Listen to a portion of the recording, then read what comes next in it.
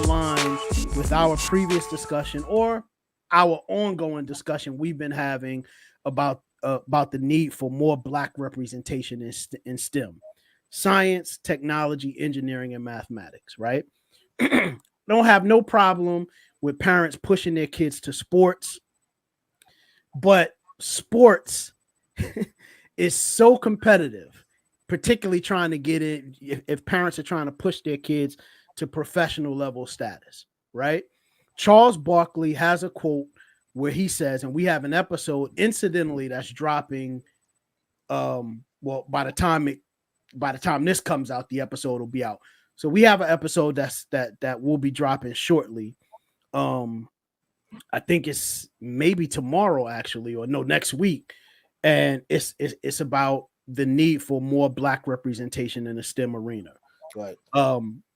And on that, we sort of reference Charles Barkley's quote, and I'm not saying this verbatim, because I don't really remember it verbatim. So, but Charles Barkley says something back in 2015 that in an interview that whenever he speaks with children, he doesn't push them in the direction of sports. He always tells them, go be an attorney, go be a police officer, go be a doctor.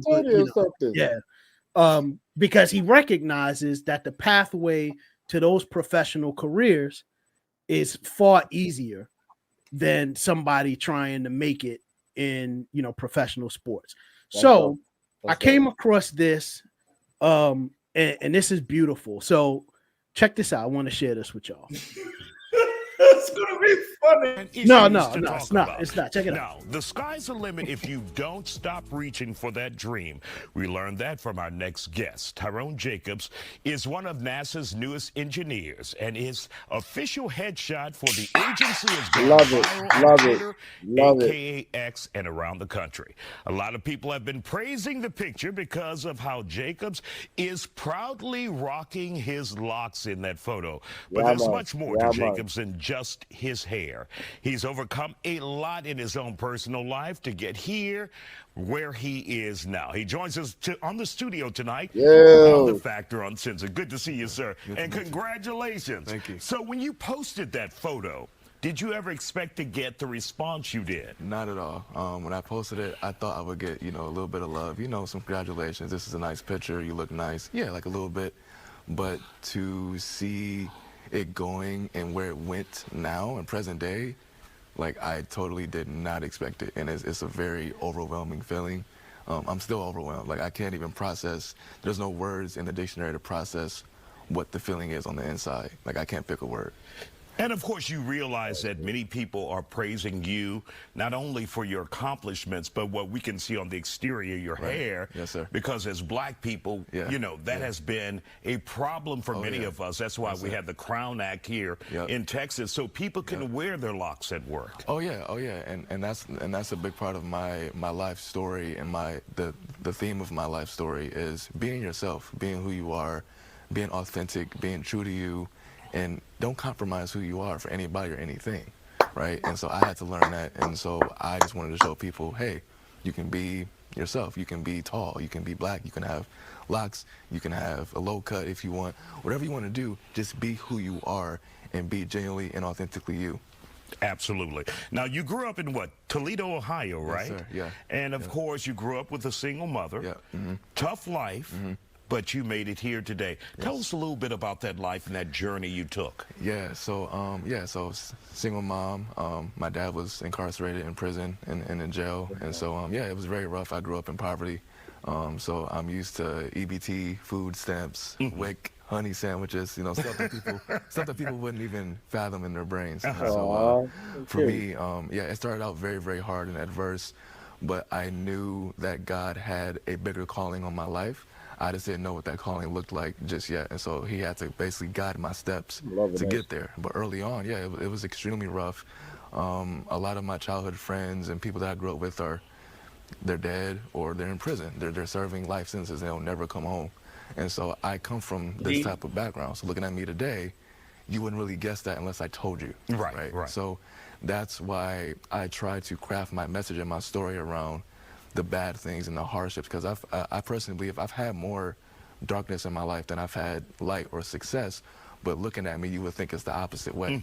And so I want people to know that no matter what you go through, no matter what you endure, no matter what challenges come your way, mentally, emotionally, financially, spiritually, whatever the challenge is, you can get through it and you can overcome it, and greater days are ahead. And So Man. yeah. So I wanted to now Yo, the interview. Yeah. Love it. So let me say the interview is like 7 minutes long. So Okay. obviously for the sake of time, we can't watch it.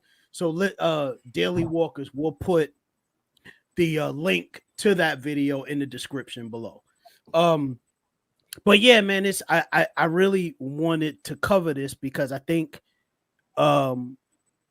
listen, we're doing a disservice to our kids, Black folks, by pushing our kids to sports. Allow your kids to find the joy and identify passion in science, in technology, in engineering, and in mathematics. You know what I mean? Like everybody, they need to go be the next LeBron or whoever else is the popular sports figure right now. I don't know. But when you think about what the life cycle or the professional career lifespan is of a professional sports player, be it basketball or football, I think last I heard it, the average is maybe like 5 years. I don't think it's really long. I think for football, I want to say it's right around 5 years. Maybe for basketball, it's 10 years, right? So when you pair that up against, or you do a comparative sort of analysis of that career life cycle against if a kid went after college, they went to become an engineer, a doctor, an attorney, whatever, right?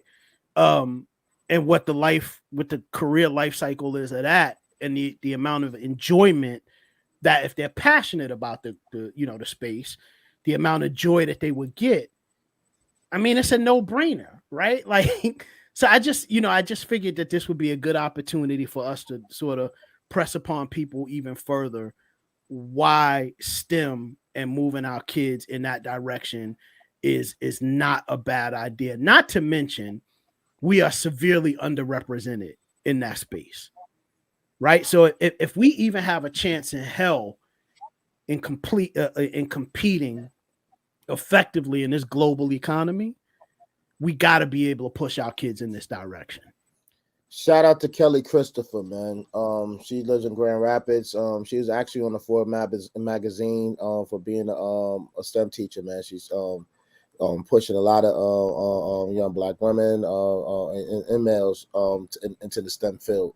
Okay. I know personally, she definitely was my major supporter with the project I did just recently called The Art of Transportation, where it was teaching children how to design concept cars from mill foam, 3D printing, and 3D printer. And That's great. yeah, and that was coming from the College for Creative Studies that Azizi Jasper connected me to. What was it, 2 years? When we did that, yeah. So yeah, but she was like the major supporter of the event. And shout out to Kelly Christopher, man. She's definitely into the STEM community. Very nice, very nice. Mo, you was gonna say something? I'm sorry. D, I just want to. Yeah, man. And that STEM, I noticed that since I came out here to the South, they got the STEM classes and all of that. And I noticed the predominant colors, and what I see, it's, the chocolate chip cookie ain't so chocolate, when it comes to that category. When I see the STEM. Oh, I thought it was a beautiful display. It made me proud. Yeah. You know what I'm saying? It really made me proud. He spoke so well, and then to go to the backstory of who he was, and how people do identify you, wrongly based on your appearance. I think that was beautiful, man. Good one of the things that really moved me about it is not just his story or the accomplishment, but it's the fact that a space that for so long has been dominated by white folks, You know what I mean? And then probably even more recently, East Indian folks, right? And Asian folks. Now we haven't someone in there that is evidencing probably not a quick, swift change, but at least the face of what a NASA engineer is looking like or has looked like is starting to shift and it's starting to change. You know what I mean? And that is what we need to be able to excite children to start, you know, perhaps developing a passion for this space and saying, oh shit, you mean to tell me I could be a part of NASA as an engineer and I can contribute to space exploration? Now in that video, he get towards the end of the video, he actually talks about what he does in his role as an engineer for NASA. But you know, people could watch that video on their own. I know just the summary of it is that he's responsible for designing and testing the equipment that's used in space travel, right? So those satellites, you know, things that they send up to the ISS, International Space Center. So yeah, he's responsible for testing those things just to make sure that they, you know, sustain and survive that sort of transitional phase, that really like strenuous transitional phase between our atmosphere and lower orbit space, which is where International Space Station is, I believe, and all of that type of stuff. That shit I find really fascinating. So this story was really right up my alley, and I really wanted to share it. Let me interject just real quick, man, to your original point, D. I think the main reason why we need to be ushering our kids into STEM as opposed to sports is because you don't get CTE from STEM. You don't get you won't need a hip replacement, you know what I'm saying? That's right. At 30 from STEM, you know what I mean? Like that's right. You know, Charles Barkley is telling kids to go into, you know, go to college to be a lawyer, to be a doctor, because Charles Barkley is 6'8", 300 pounds. You know what I'm saying? Like when he was in the league, he was, 6'8", 250 or whatever. Like he's a freak of nature.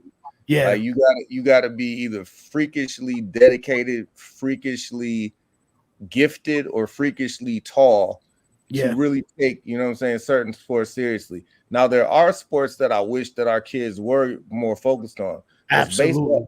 Baseball and soccer, there's a crazy bag there, and typically the injuries aren't of such that, you know what I'm saying, you might not be walking right in the next couple years or whatever. But that's right. And they pay, like with soccer players, they pay like that dwarfs everybody. Like the richest soccer player is killing the richest basketball player by tenfold. You know what I'm saying? So we just got to kind of think about think about that as well, man. But STEM, that's true. Using your head first, man. Like that's always important. The more you can use your head, the less you can use your body, the better.